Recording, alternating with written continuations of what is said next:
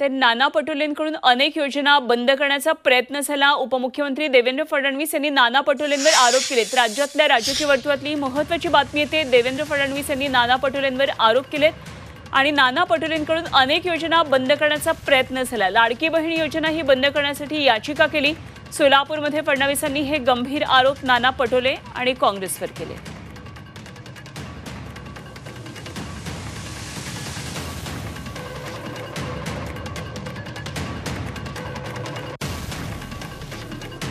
आम्ही तुमचे सख्खे भाऊ आहोत, पण काही तुमचे सावत्र भाऊ देखील फिरतायत। ही योजना बंद झाली पाहिजे असा प्रयत्न करतायत।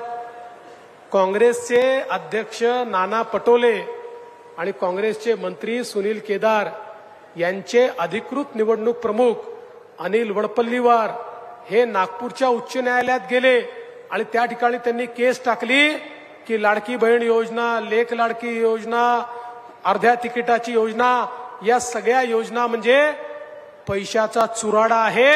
या योजना बंद केल्या पाहिजेत अशा प्रकारची केस त्यांनी टाकली। पण काळजी करू नका, तुमचे सख्खे भाऊ जोपर्यंत मुंबईत बसले आहेत तोपर्यंत या योजना आम्ही बंद होऊ देणार नाही।